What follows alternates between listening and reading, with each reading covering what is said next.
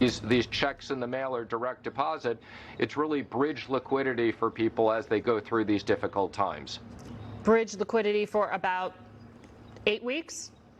Well, I think the entire package provides economic relief overall for about 10 weeks. Well, I'm sorry, Ms. Mnuchin, but that is not what the vast majority of Americans are saying as to how far that check will stretch. A new poll shows 60% of the American public feel the stimulus money is not enough to help them make ends meet. And check out this chart. Most people say they've either spent the money already or it will only last a few weeks. Problems, they're compounded by the litany of issues in the rescue plans. We've seen reports of checks getting sent to dead people, huge companies getting money meant for small businesses, and millions of Americans who are simply not eligible for the relief, though they desperately need it. I want to bring in our guest will help answer your questions. Again, we'll get to your phone calls shortly. Aquiles Larrea, he's a financial advisor and founder of Larrea Wealth Management. Thank you very much. I appreciate it. Thank you for having me. I appreciate it. I want to play an exchange. This is from this past weekend, 60 Minutes, where regular Americans were talking about the hardships that they were running into, and I'm curious if it's reflective of some of the conversations you're having with people as well. What do your student debts come to? They are somewhere in the neighborhood of $300,000. How are you going to make those payments? I have no idea. It actually terrifies me. I try not to focus on that because the thought process can be really dark during those times. I used to go to the grocery store maybe once a week, and I would spend anywhere between $100 to $150 during my trip. Now it's a challenge because I spend about $20, $25 a week. Some of those same folks were asked about how close are you to being broke. Some said it could be a week to two. One of the people said, I'm there now. What kind of fear and uncertainty are you hearing from people that I would guess historically were in comfortable positions trying to figure out how to best make their portfolio, but now we're in a different world? Yeah, it's a new reality. What we're seeing from whether it be clients or people who I'm talking to, what I'm seeing right now is the average American is usually one paycheck away from having financial difficulties. And we're talking about a number of $1,200 per person, extra $500 for kids. Is that going to be enough to even last 3 weeks? There's a distinct possibility that it's not. And as a matter of fact, I would suffice to say that here in New York City, that's a joke.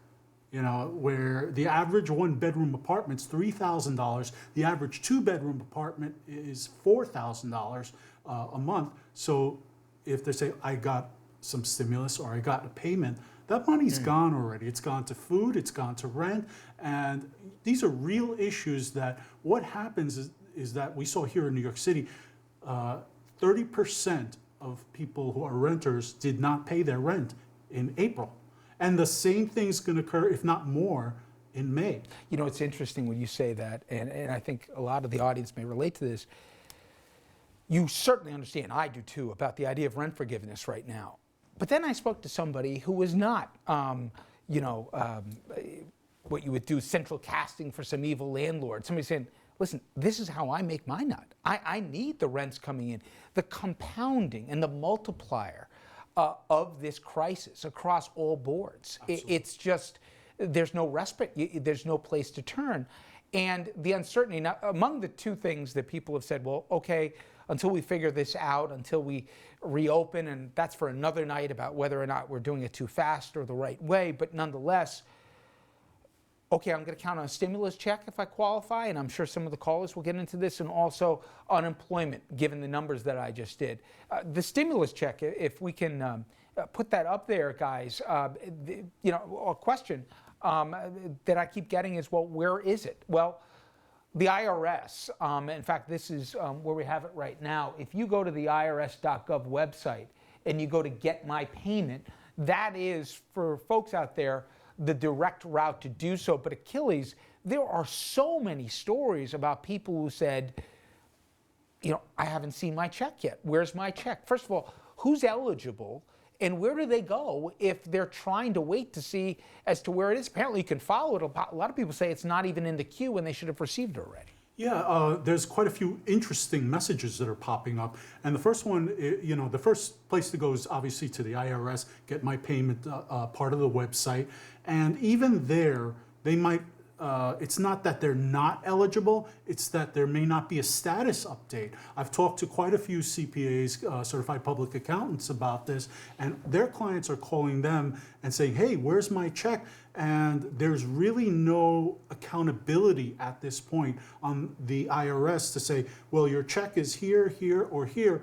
I've seen other parts of the website where the checks are going to be mailed out systematically on X dates, but more information than that you would think would be forthcoming, but it's not really at this point. The second issue is on unemployment. And there are different state issues here, but nonetheless, I got an email that, let's share it with the audience. It came from Tom. And Tom writes, my wife opened a claim for unemployment insurance in New York last month. To date, we have gotten no money and there is apparently no action.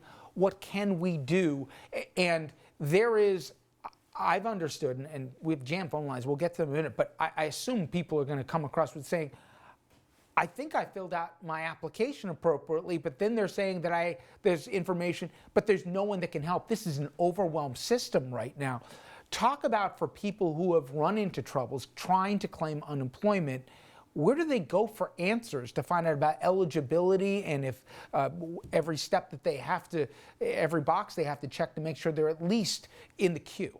Well, there's two things that they could be doing. The first thing is obviously you can make a call to your local office to make sure that your application is in place. However, because of the unprecedented volume, I mean, we have to think, this week alone, the projections of unemployment is going to be somewhere around 25 to 30 million people out of 150 million people who are eligible workers who are going to be asking for unemployment. The system is not designed for that type of volume. That being said, I would say to keep trying, to keep going, whether it be online. The second place that I mentioned, obviously you can call the office or you can go online, all right, and just be persistent. Many people are at home. Call every hour if you have to. Call every half hour, 15 minutes. If you're not doing much else at this point, which some people are, might be a good idea to do that. Let me, in fact, we have a phone caller on the subject. Antoine's calling us from Maryland. And Antoine, I understand you have a question yourself regarding unemployment. Hello? And you're on the line. All right. So are you going to help me get unemployment? What's your question about unemployment? Okay, let's move on from that one. Just to remind everybody, make sure if you're on the phone lines, you turn down the audio on your television, otherwise it'll create a mixed mess. Let's go to Josephine next. Josephine's calling us out of New York. Thank you for holding, Josephine. Go right ahead. I have a question. This year, every year at 70 and a half, the seniors are obligated to take a certain percentage from IRA or any kind of retirement fund. I heard that this year, because of the coronavirus, that's been waived. Is that true? Do you not have to take that distribution this year? I believe we had some bills in Congress that they were working on that. I do not have the answer for you right now. It's a great question, but I don't have a solid answer for you at this point. I also believe, as I understand it, that was part of, at least right now, an omnibus bill that they're trying to work on this. I think that Aquiles is right that it's still pending, but we will try and get that answer for you. Thank you for the call. Listen, just one broad point, and then we'll take a quick break and get to a lot more phone calls. This idea that I've heard, and it's even been proffered up by some lawmakers, that, well, we're making things too good for somebody to sit at home right now, that between unemployment and a stimulus check, they're going to be disincentivized to go back to work.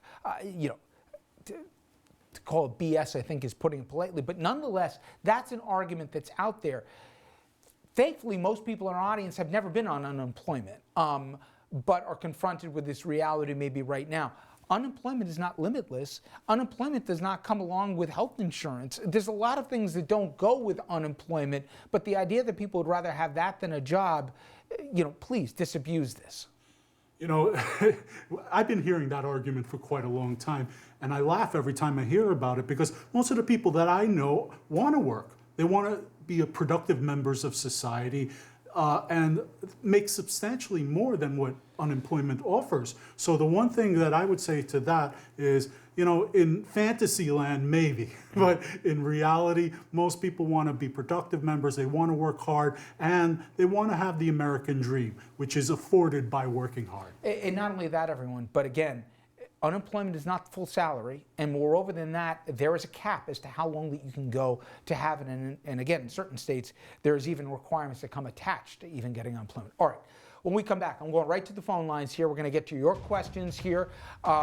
We've got our guest here that can answer some of the financial issues that you may be dealing with. And also, if you want to share your story about where you were just a few months ago and where you are now, and the concerns you have about the future, both short and long term, we'd love to give you the platform for that as well. We'll be right back, everyone. Stay with us.